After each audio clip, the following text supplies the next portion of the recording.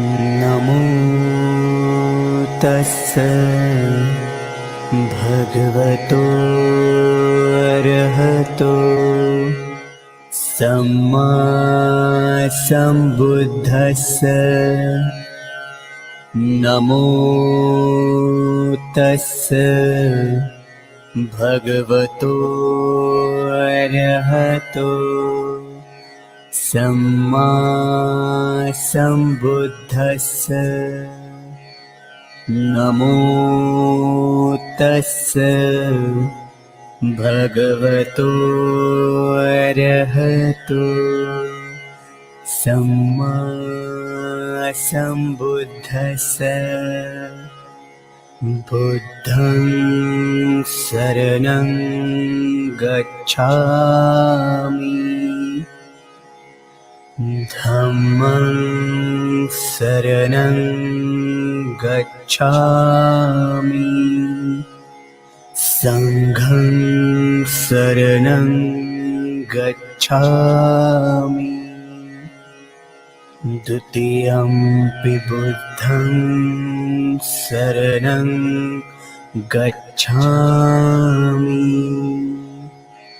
द्वितीयंपि धम्मं शरणं गच्छामि द्वितीयंपि संघं शरणं गच्छामि तृतीयंपि बुद्धं शरणं गच्छामि तृतीयंपि धम्मं शरणं गच्छामि तृतीयंपि संघं शरणं गच्छामि पाणातिपाता वेरमणि सिक्खापदं समाधियामि अदिन्नदाना वेरमणि सिक्खापदं समाधियामि कामेषु मिच्छाचारा वेरमणि सिक्खापदं समाधियामि मुसावादा वेरमणि सिक्खापदं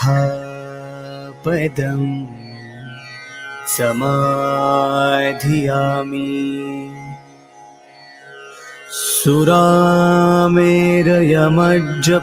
सुरामेरयमज्जपमादठाना वेरमणि सिक्खापदं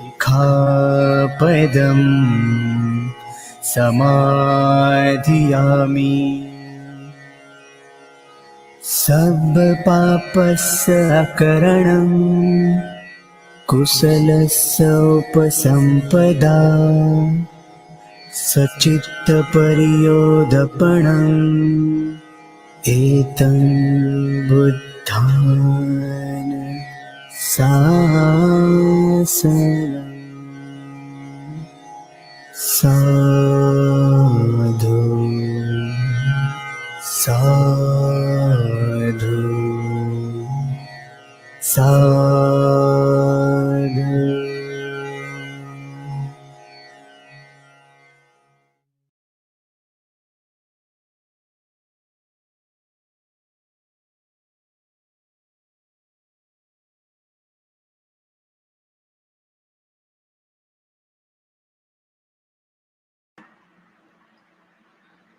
Namo tassa bhagavato arahato samma sambuddhassa. Namo tassa bhagavato arahato samma sambuddhassa. Namo tassa bhagavato arahato samma sambuddhassa.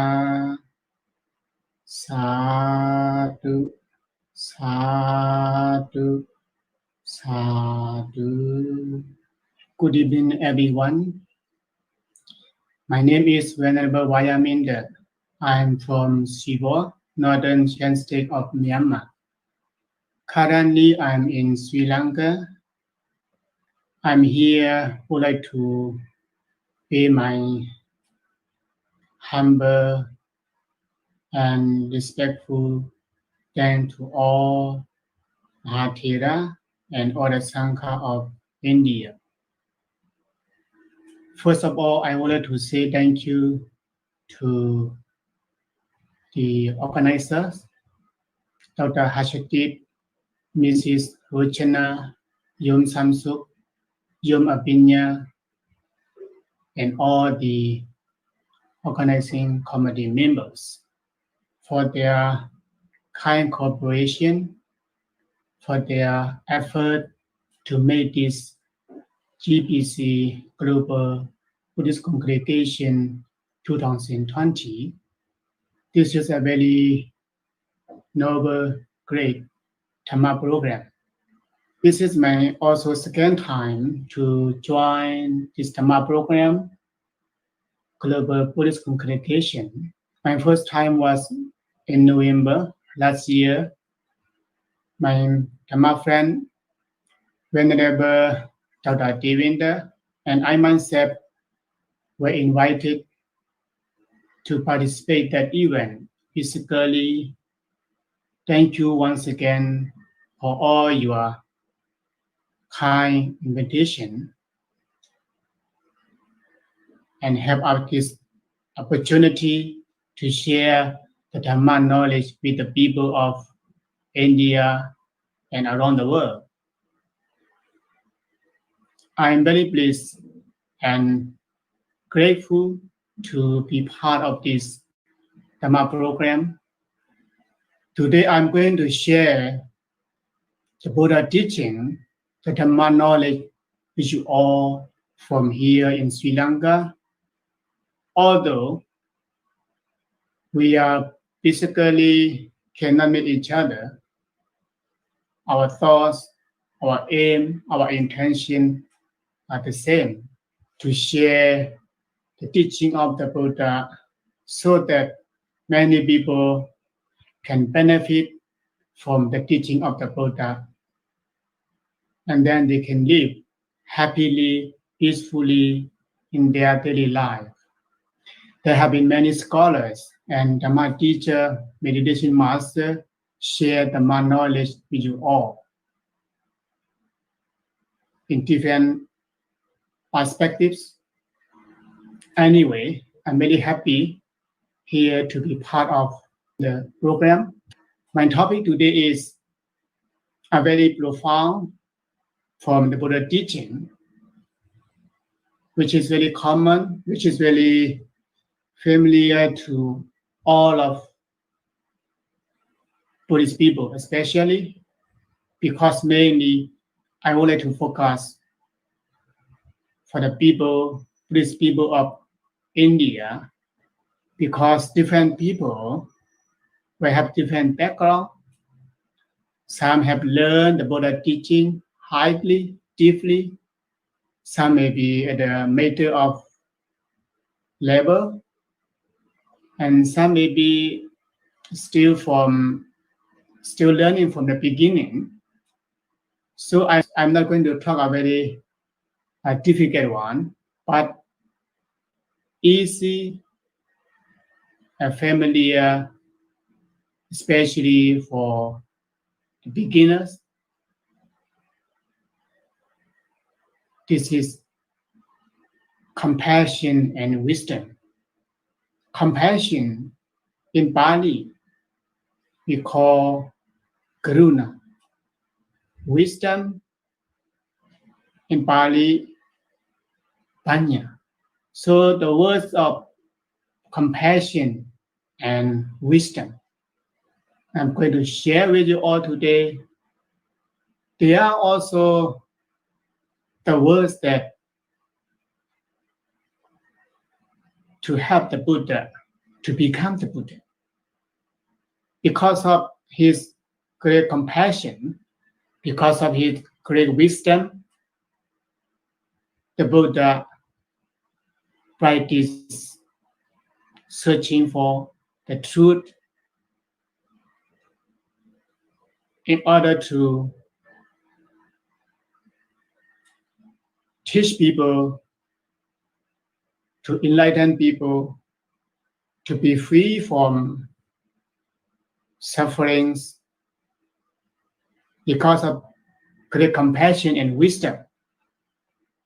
But before I share the words of compassion and wisdom, the words of Karuna and Panya, I wanted to share the words of the Dhamma first. Dhamma means the natural law. We all understand, we all know. Ehipasigo, the Dhamma, the teaching of the Buddha, anyone can come and experience. Anyone can come and learn. Anyone can come and practice. The teaching of the Buddha, the Dhamma, is aiming for all human beings around the world.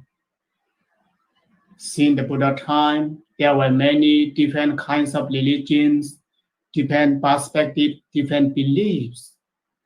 Those who came to the Buddha to ask a question and listening to his Dhamma, some were able to see the truth, to understand the Dhamma of the Buddha. So Dhamma can lead us from suffering to happiness. When we understand the Dhamma and we practice the Dhamma, we can go to the right way, we can go to the right path as you understand the Dhamma. If we don't understand the Dhamma because of the ignorance and our wrong view, the wrong view and ignorance lead us to suffering. So only the Dhamma can lead us to happiness and peace. That's why the Buddha says Dhamma is the best of among all sharings, among all the givings. Sappadanan, Dhammadanan jinati. Among all the sharings, among all the givings, the sharing of the Dhamma, the giving of the Dhamma is the best. Because the rest of the sharings can make you happy for temporary. It cannot last long. Later, it can disappear. But the Dhamma, the knowledge that you have learned, will be always with you wherever you are, wherever you go. Anyone can take away your belongings, your properties, your monies, your relatives, your cars, your houses, your companies, your hotels, all kinds of your belongings. They can be taken away by anyone. And they are not last long. Even ourselves, we don't know how long we are going to live. Short life or long life, we are not sure. So Dhamma can be always with us for the whole life, even here after next life. That's why Dhamma is the best of sharings among all the sharings. And the Buddha also says, Sappa rasam Dhamma rasam jinati. Among all the taste of kinds of food, sensual pleasures, through the six senses. We obtain through the six senses, sense of pleasures, luxury life, especially the food, the taste of the food that we like. The food that we like can make us happy for temporary, just to survive our body, but they are not last long. They can be disappear after 3-4 hours or after one day, and so on. But the taste of the Dhamma that you have gained, that you have learned, you can remind yourself and you can practice the Dhamma at any time. And you can get the taste of the Dhamma when you are in dangers, when you are in suffering, especially when you are in mental suffering, anger, hate, violence, craving, jealousy, envy, in all kinds of mental sufferings. If you are in those all kinds of sufferings, when you understand the Dhamma, when you know the Dhamma, you can use the Dhamma as a medicine to cure, to remove those all kinds of unwholesome mental states. And you can get the taste of the Dhamma, you can enjoy the taste of the Dhamma of happiness, peace, and successful in your daily life, in this life, and hereafter next life. By listening to the Dhamma, we can learn something new. We can learn something new that we have never learned before. And you can learn some knowledge.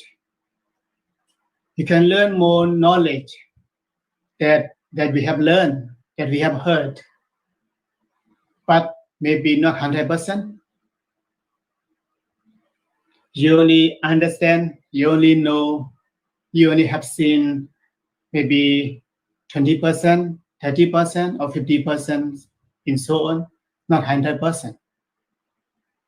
And by listening to the Dhamma, if you hear the Dhamma again that you have learned, you have heard before, you can understand more information from what you have known.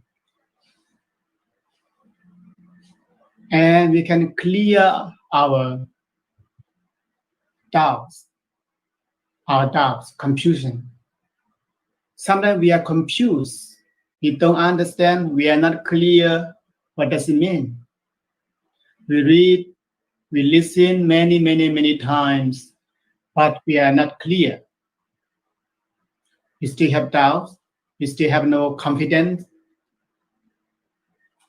What we have heard, what we have understood. So by listening to the Dhamma, you can clear your doubts. You can clear your unclear information. And then you can gain the right view, the right understanding. After you clear your wrong views, your doubts, you can gain the right view. The right view, samadhi, also a kind of panya. And then you can develop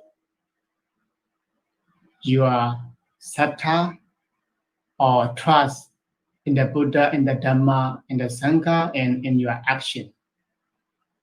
Our action means that the consequences of good and bad. So we can develop sattha by listening to the Dhamma. Now, I'm going to discuss about the words of wisdom and compassion. Wisdom and compassion. Wisdom means there are many different kinds of the meanings of wisdom, but here I wanted to say wisdom means understanding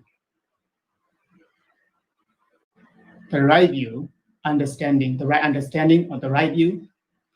When we have the right understanding, when we have the right view,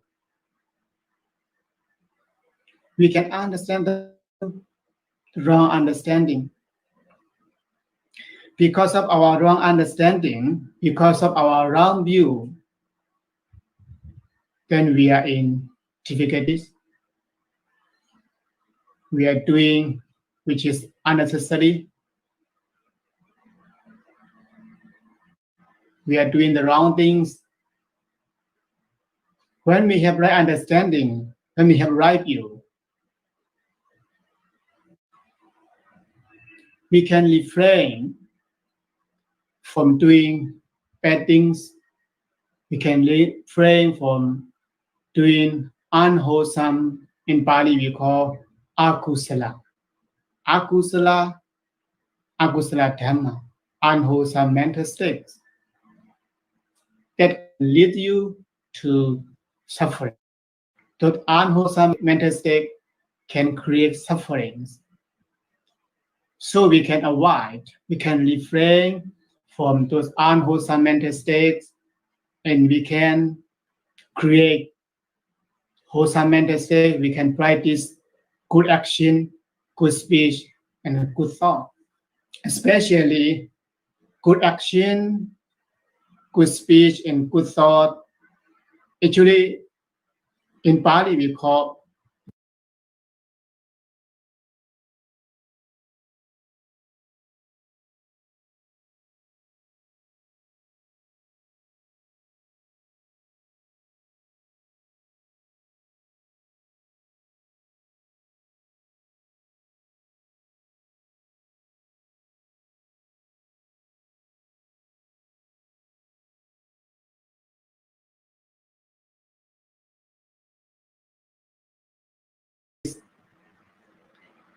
the beauty of our body and the beauty of our speech. So by doing the action of the beauty of our body and by speaking of the beauty of our speech and beauty of our mind, that means we are practicing kusala dhamma through our action, through our speech, through our thought, mainly trying to refrain from unwholesome action to our body, to our speech, and to our thoughts. And trying to practice, trying to create wholesome of our action, our speech, and our thoughts. They are also called sila. Sila, samadhi, and panya. Sila is the beauty of our body and the beauty of our speech. Samadhi is the beauty of our mind. And panya is the wisdom. So sila is to be good. Samadhi is to be happy. And wisdom is to be wise. If anyone wants to be good, want to be a good person, he or she can practice sila to be a good person, to be good. Because by practicing sila, he can do the action with the right way, politely, righteously, and he can speak pleasant words, sweet words that can make other people happy. It is very important, even when we speak, how to use the right words, how to speak in the right way, the way of our speaking. sometimes, although our intention is good, we have the right intention for the benefit of other people. But the way we are talking, the way we are speaking is not the right way. We use harsh words, rude words. They can make other people unhappy. They can make other people angry. They can make other people disappointed because of their speaking. So the way of speaking, the art of speaking is very important. And samadhi is to be happy. When we practice sila, when our body and our speech are pure, means we have no remorse, we have no regret, because we have not done anything wrong. And we can live happily, peacefully. It will not disturb our mind. This is samadhi, to be happy, and panya, to be wise. So, by understanding, wisdom, and compassion, one will be able to practice sila, samadhi, and panya, which is the very profound and the three pillars teaching of the Buddha, sila, samadhi, and panya.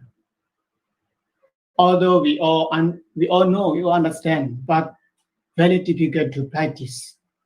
We have to remind ourselves, we have to remind other people, we have to remind the people around us very often to practice the sila, samadhi, and panya.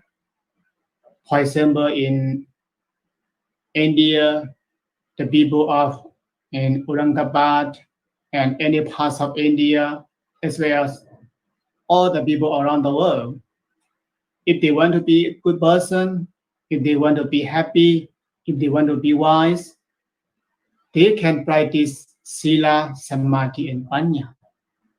When we practice sila, samadhi, and panya, we can live harmoniously, we can live happily, peacefully, and we can live wisely.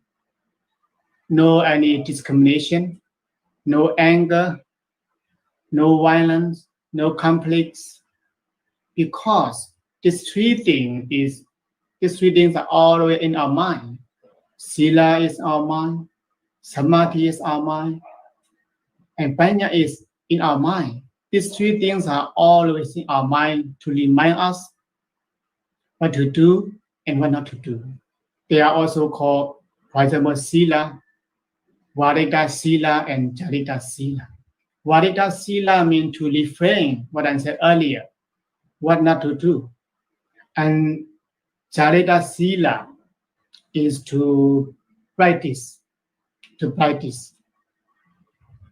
create, to develop, to cultivate.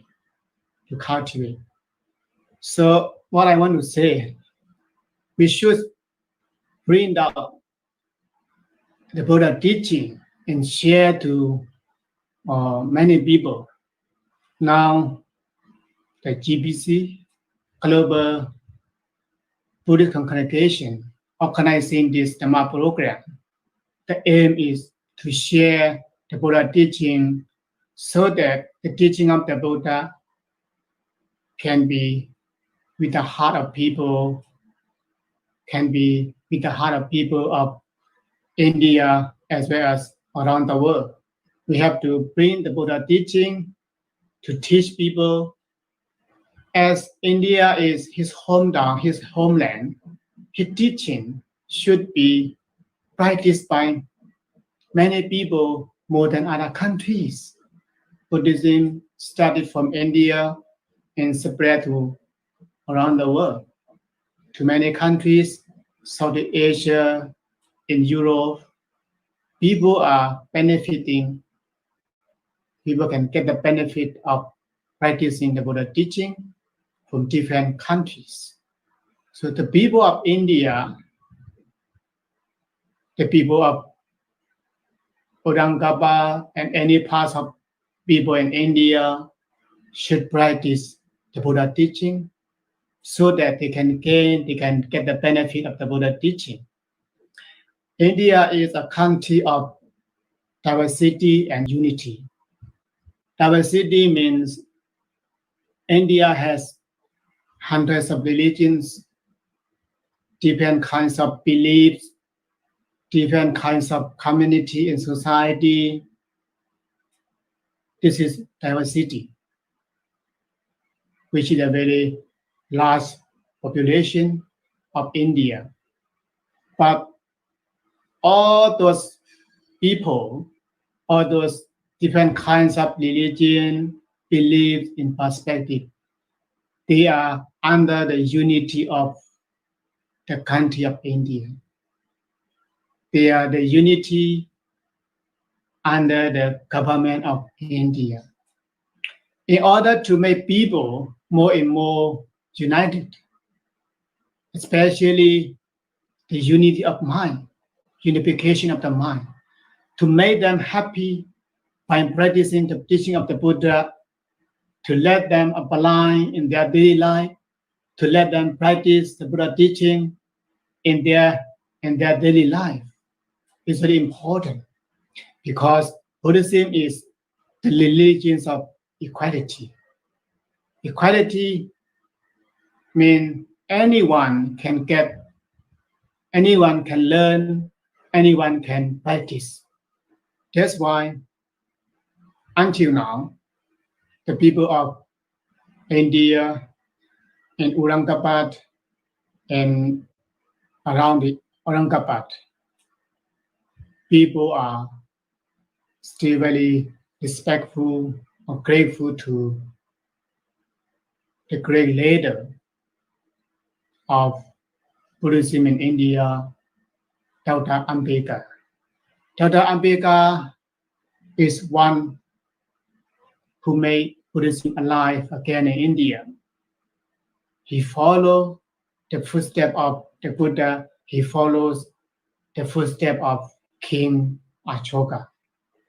This is very good, and all people still can follow his footsteps. That's why now the GBC, Global Buddhist Congregation, is doing their best, propagating the Buddha teaching, propagating Buddhism in India as much as they can. All the Sangha Mahathera of India and all senior monks or the Sangha together with the devotees work very hard to get the Buddha Sasana in India more and more widely, because Buddhism is equality. Equality. Dr. Ambedkar said, I like the religions that teaches liberty, equality, and fraternity. He said he liked the religion that teaches equality. Equality to everyone, equality to all human beings, equality to all religions. He also said the cultivation of the mind should be the aim of human existence. This is how he followed the Buddha teaching, how he put this concept of the Buddha teaching, and how he made Buddhism to be alive again in India, especially in Aurangabad area. The cultivation of the mind should be the aim of human existence. This is how he followed the Buddha teaching. The Buddha teaches us a very common verses from Dhammapada. Sabba papasa akaranam, kusala sa upasambhata, saseta padiyotapanam. Sabba papasa akaranam, not to do bad, not to do the wrong things, as we said earlier, to refrain from doing bad things. Kusalasa upasambada, to do good, to do that benefit for ourselves and for other people. Sachita Pariyotapanam, to cultivate, to beautify our mind. To define our mind. So if we understand this the Buddha teaching clearly, and then we have compassion, because of our compassion we have compassion for ourselves, we have compassion for other people. We won't do that can give us suffering. We won't do that can create suffering to our life and to other people. And then we will only do the good thing that can lead to happiness. So practicing compassion is a kind of practicing happiness. If anyone wants to be happy, wants to gain happiness, he or she can practice compassion. Because compassion is the desire to remove suffering. Compassion means the desire to remove suffering. So when there is compassion, there's no suffering. So when there is no suffering, there is happiness. So the absence of suffering is the presence of happiness. When there is no suffering, there is happiness. When the suffering is absence and happiness present. Happiness can be different kinds of happiness. We can gain, we can achieve, maybe temporary happiness or last long happiness. There are different kinds of happiness from the Buddha teaching. He showed us. I would like to point out some of them. Material happiness and spiritual happiness. Material happiness, we can gain, we can achieve the happiness that what we have in our hands. If we have a car, we have a house, we have a phone, we have a television, whether it is cheap one or expensive one, if we think about that, if we appreciate it, we have. For example, we have a car that's very cheap, but by thinking, by appreciating that we have, we can be happy. To be happy, what we have in our hands. Don't go and be disappointed with that we don't have. Too much expectation can make you disappointed. We have 1,000, we cannot be happy, and we wish we have 5,000, 10,000. So if we have 1,000, we have to be happy with the 1,000. And happiness all the way with us. And by spending that 1,000, also a kind of happiness. By using our belongings, by using our car, our television, our telephone, our house, we can be happy. We can be happy. There are kinds of material happiness. In Pali, it is called Atisukha and Bokasukha. Bokasukha, spending, using the thing that we have in our hands. Atisukha, to be happy, to be appreciated that we have in our hands. But the best one is the happiness of blameless, spiritual happiness. Spiritual happiness means we have not done anything wrong. We all have done in good ways. Then we have no remorse, we have no worry. We are always peaceful. We are always happy because we have done nothing wrong in our life. So Sila, Samadhi, and Panya, they are very important. If we practice Sila, Samadhi, and Panya correctly, then we can gain this spiritual happiness, blameless, anavaja, blameless. If we have done something wrong in our life, maybe last year, last week, last month, or yesterday, and so on, our mind is thinking and worry about that action that we have done. We cannot be happy. Not only this life, even the life of hereafter, the next life. That the shadow of bad action will follow him to the next life. So if we respect the Buddha, if we want to honor the Buddha, we have to practice the Buddha teaching, what he teaches us. The Buddha said, the one who sees the Dhamma sees me. One who sees the Dhamma sees the Buddha. If we want to see the Buddha, we can practice the Dhamma, trying to understand, trying to see the Dhamma clearly.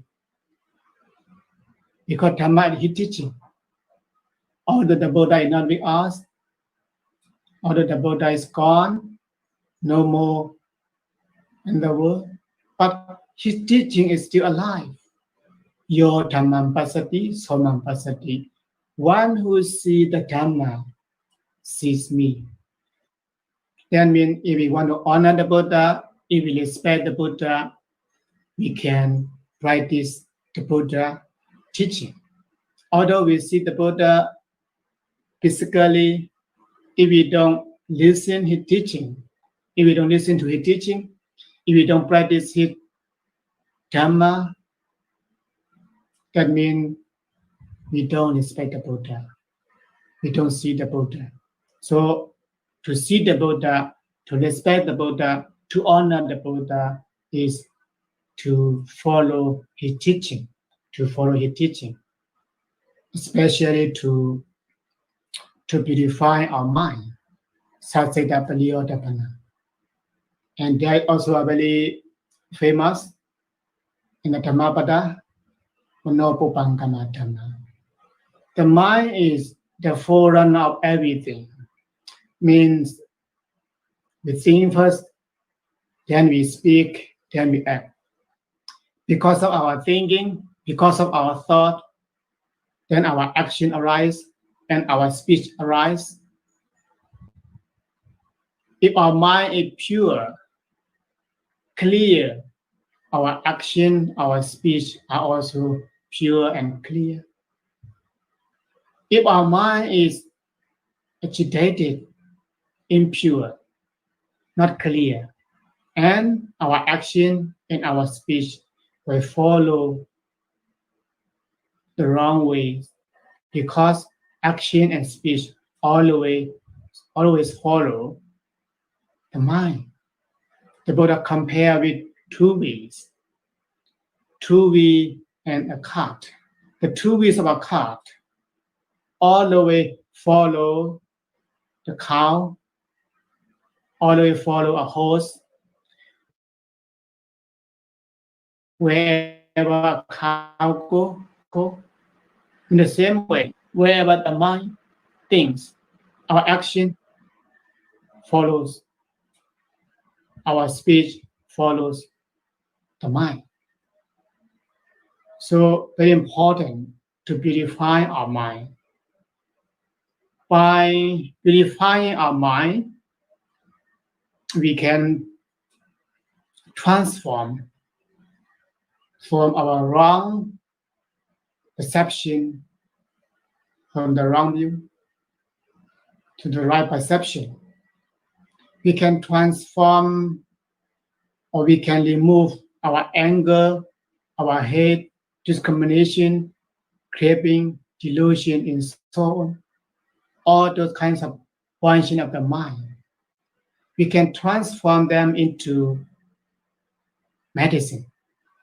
Those craving, hate, discrimination, anger, in all those kinds of functions, we can transform by using our mind to define our mind to can transform them into medicine.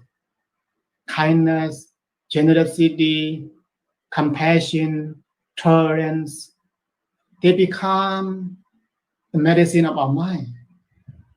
Because the Buddha teaching is the Dhamma medicine. Dhammo Sattha, Dhamma or Sattha. Dhamma means the Buddha teaching, the Dhamma or Sattha means medicine. So if we know how to use the teaching of the Buddha and practice in our daily life, that means we use the Dhamma medicine, the medicine of the Buddha teaching, and can cure, can remove our suffering, our poison, with associated with our mind. We can remove them away and we can live happily and peacefully without poison. That's why the Buddha said the mind is the foreigner, the mind leads everything. The mind leads everything. So before we speak, we have to think carefully. Before we act, we have to think carefully. Speaking without thinking is like shooting without aiming. If a hunter wants to shoot the animal, he must aim first. So without aiming, he cannot get to the point where he wants to shoot. To shoot the animal, to get the point, he must have aiming. Aim it properly, mindfully, and focus. In the same way, when we speak, we have to speak mindfully, think first, carefully before we speak, before we act. So mind is very important. Mind is very important. But usually, sometimes, even our mind, even our body is free from suffering. Even we can relax our body, we can rest our body. Our mind is still working very hard, thinking here and there, working off, doing things, thinking, I want to do this, I want to do that, I want to go there, I want to go here. Our mind is always wandering. But physically, very stable.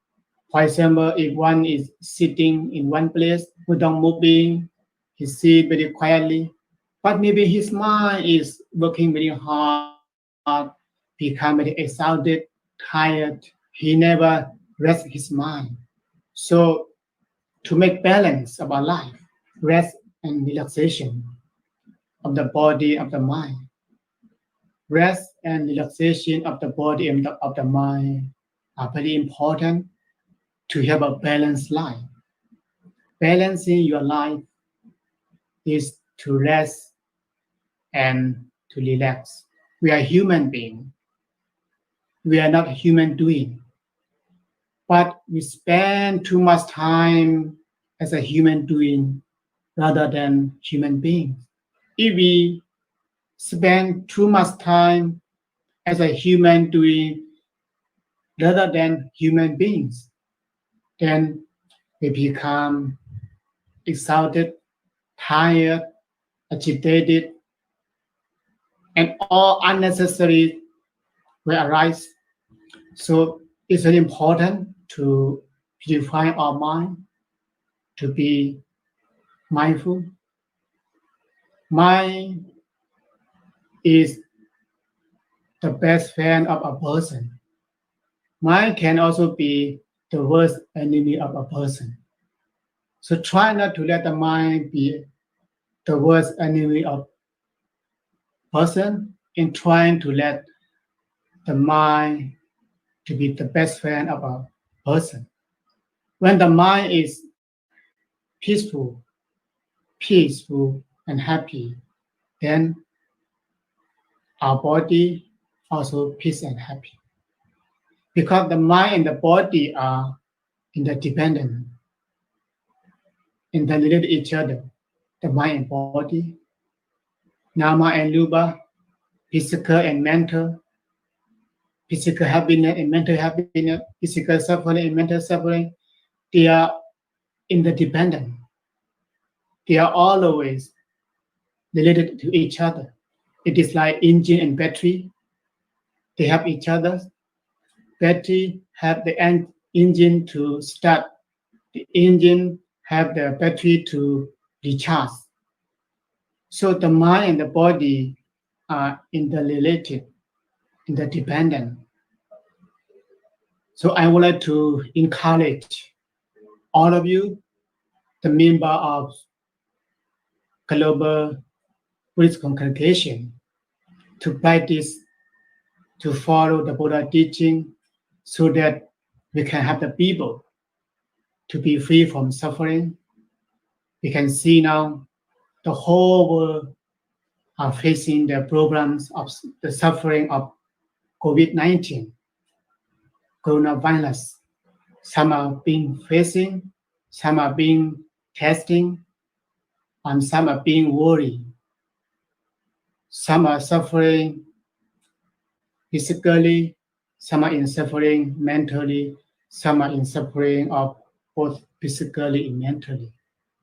So if we have wisdom and compassion, at least compassion for ourselves and for others, if we have compassion, if we have wisdom, we follow compassion and wisdom, then we try to follow which is beneficial for us. Now the whole world encourage people to wash hands, social distancing, and to wear masks. We just follow. By following this, we have wisdom, we have compassion for ourselves and for others. We protect ourselves, we protect others. By following the Buddha teaching, we also have other people, we also have ourselves. By following this physically, social distancing, washing hands, and wearing masks, we make ourselves to be safe. We make ourselves have more confidence not to get affected the coronavirus from any other. And we also protect ourselves not to affect other people.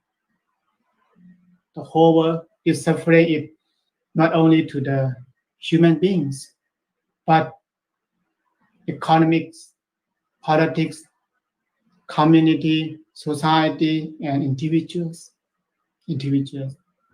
So physically, we can help them. Mentally, we can be happy because we feel safe.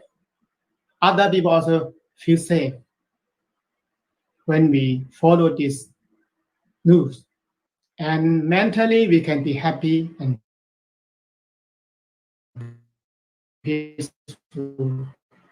And so applying Buddha teaching in your daily life. But usually, although we know the Buddha teaching, we are unmindful, and then we don't apply, we don't practice the Buddha teaching. It is like we know the switch of the light at the wall. We don't go and turn on the light. We just walk in the darkness and go here and there. We cannot see anything in our room without turn on the light. But we know where the switch is. In the same way, sometimes the teaching of the Buddha, we have learned, it is in our heart, in our mind, but we forget to practice because of ignorance, because of moha. So we have to use the wisdom to remove, to destroy moha delusion, and to make our life become bright. Like we should turn on the light in our room and we can see everything. And using the Buddha teaching, the wisdom, the light of wisdom of the Buddha, our mind can be bright if we can see clearly, understand good and bad. So I also want to share these two words, compassion and wisdom. Compassion represents kindness, generosity, tolerance in all noble emotional side. And wisdom stands for intellectual side. We can also say compassion is the qualities of the heart, and wisdom is the qualities of the mind. If we have two kinds of qualities, the qualities of the heart and the qualities of the mind, in our daily life, we can live happily and peacefully. Happily and peacefully. So please practice the Buddha teaching, learn, listen to Buddha teaching, and apply in your daily life. Use the light of wisdom and compassion to live happily and peacefully for yourself and for others, for environment, for all human beings around the world. Finally, I wish all of you to be free from physical and mental sufferings, especially I wish all of you to be free from the suffering of coronavirus. By following the Buddha teaching, I wish you to be happy physically and mentally. Sappa roga vinimodo, sappa santapa wasido, sappa vera matekando nebudo satu wambawa, dukha patasa ne dukha, paya patasa ne paya, soka patasa ne soka, huntu sape pipanino, bhavatu sappa mangaram rakhantu sappa devada, Sabba Buddhanu Bhavena Satta Sutti Bhavantu Te Bhavatu Sabba Mangaram Rakhantu Sabba Devada Sabba Dhammanu Bhavena Satta Sutti Bhavantu Te Bhavatu Sabba Mangaram Rakhantu Sabba Devada Sabba Sankhanu Bhavena Satta Sutti Bhavantu Te. May you be free from suffering. May you be free from dangers. May you be free from sorrows. Find the power and the blessing of the Buddha, the Dhamma, and the Sangha. May all of you be well and happy. Sadhu, sadhu, sadhu.